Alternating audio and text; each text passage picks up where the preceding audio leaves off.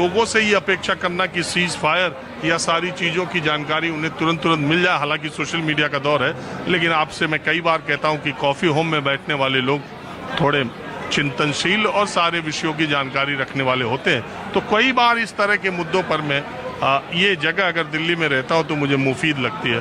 तो आपका नाम सबसे पहले? मेरा नाम है कैप्टन आई सिंह भदौरिया।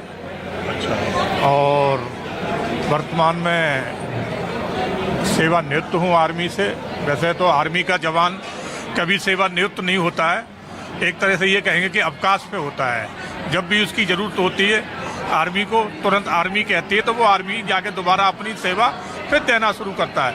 इसलिए हम भी कभी नहीं कहते हैं कि हम एक्स हो चुके हैं, ये कहते हैं कि छुट्टियों पे ज़रूर है। तो अपनी आज भी सेवा जहाँ ज़रूरत पड़ती है, देश को पड़ती है, पत्रकारिता में पड़ती है, राजनीति में पड़ती है, हर जगह अपनी सेवा बरकरार दे रहा हूँ टाइम से। अब मैं आपको किसी पार्टी से भी संबंध रखते हैं आप? हाँ, बीजेपी से मैं जुड़ा हुआ हूँ। बीजेपी के लिए पत्रकारिता से भी थोड़ा जुड़ा हुआ हूँ।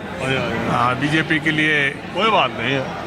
मैं उसको क्लियर करते कि हम स्पष्ट आर्मी वाले हैं तो बड़ा स्पष्ट बोलना बड़ा सही। नहीं, क्लियर करना बड़ा जरूरी रहता है ना। जब पहले ही पता चल जाता है तो दर्शकों को भी क्लियर रहता है दिमाग। तो बिल्कुल बीजेपी के लिए डिबेट भी। तो अभी मैं आपको बीजेपी के तरफ से या बीजेपी कार्यकर्ता के तौर पर नहीं, बल्कि देश के आम आदमी या सैनिक के तौर पर, सेना से जुड़े व्यक्ति के तौर पर, इस सीज फायर की घोषणा जब हुई तो आपके दिमाग में क्या कौंधा सबसे पहले? बहुत अच्छा सवाल लिया है आपने। बुद्धिजीवियों का, बुद्धिजीवी पत्रकारों का यही एक सवाल होता है जो देश से जुड़ा हुआ हो।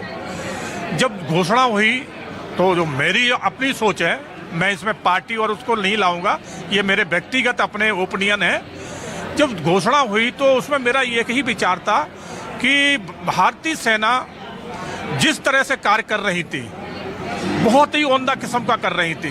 जो इनको टारगेट इनके सामने थे, पूरे टारगेटों को ध्वस्त करती चली जा रही थी, कहीं से कहीं कोई रुकावट नहीं थी। उदाहरण मैं आपको देना चाहूँगा कि जितने भी उनके एयरबेस थे पाकिस्तान के, वो हमने 10 एयरबेस मात्र 25 मिनट में उड़ा दिए।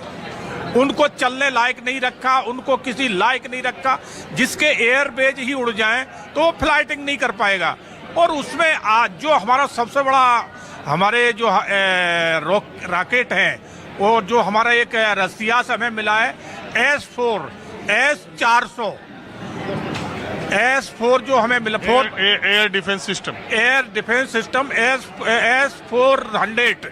तो उसने जो इस युद्ध में अपनी भूमिका निभाई है बहुत ही सराहनीय है।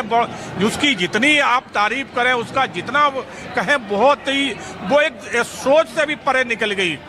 आप ये देखिए कि पाकिस्तान ने हिंदुस्तान के ऊपर एक बार में 500 ड्रोन छोड़े हैं और वो एक भी ड्रोन हमारे यहाँ कारगर नहीं हुआ। एक भी जगह हमें जबकि उसने हमारे सेना के ऊपर अटैक नहीं किया है। जितने भी हमारे रिहायशी क्षेत्र थे, आम पब्लिक से जुड़े हुए प्लेस थे, उन पे अटैक करवाया है, मगर एक भी जगह उसका अटैक कारगर नहीं हुआ है। क्योंकि इसका मुख्य कारण जो S400 हमारा जो तैनात था। नहीं, मैं आपसे ये कह रहा हूँ भदौरिया साहब, वो जो अटैक की बात तो अब खत्म हो गई। वो जो हुआ, हालांकि ऑपरेशन सिंदूर अभी जारी है, इंडियन एयरफोर्स ने कहा। मैं ये आपसे पूछना चाह रहा हूँ, जैसे मैं यहाँ पर बैठा था और जैसे ये घोषणा हुई तो मेरे दिमाग में ये बात आई कि अरे 3:30 बजे DGMO की बातचीत दोनों में हुई और 5 बजे सीज फायर का ये ट्रंप ने कैसे इसका अनाउंसमेंट कर दिया।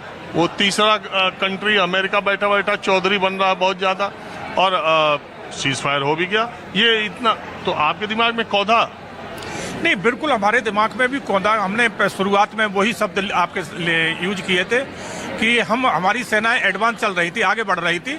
हम कहीं कोई कहते हैं ना कि मार खाने वाला हाथ जोड़ने लगता है, वो गुहार लगाता है, तो हम उसी स्थिति में नहीं थे, हम तो मारने वाले थे। मगर एक चीज़ हम आपको और इससे हटके कहना चाहेंगे कि युद्ध किसी भी देश के लिए अच्छा नहीं होता, चाहे वो हारने वाला हो या जीतने वाला हो। तो जो भी हुआ डिसीजन जो लिया गया, एक ये पॉलिटिकल लेवल की बात है, अंतर्राष्ट्रीय लेवल पे जो सोचा जाता है वो एक अलग मैटर होता है। मगर जो भी हुआ अच्छा हुआ, क्योंकि नुकसान दोनों का ही होता है। हम अगर उनके ड्रोन को नीचे गिरा रहे थे तो हमारे भी उतने ही रॉकेट लॉन्चर और हमारा डिफेंस सिस्टम उतना ही उसमें सक्रिय था, उतना ही खर्चा हो रहा था, उतना ही सब कुछ हो रहा था। तो ये नहीं है कि हम उनको निष्क्रिय कर रहे थे तो हमारा कोई नुकसान नहीं था, बल्कि हमारा नुकसान और ज्यादा हो रहा था। तो खर्चा दोनों का ही होता है, एक बर्बाद होता है और दूसरा है वो भी बर्बाद होता है, मगर वो है विजय हासिल करता है। खर्चा दोनों का ही बराबर। तो जो हुआ अच्छा हुआ। बाकी ये है अगर 2-3 दिन और चल जाता तो हो सकता है कि पाकिस्तान का नामो निशान ही खत्म हो जाता।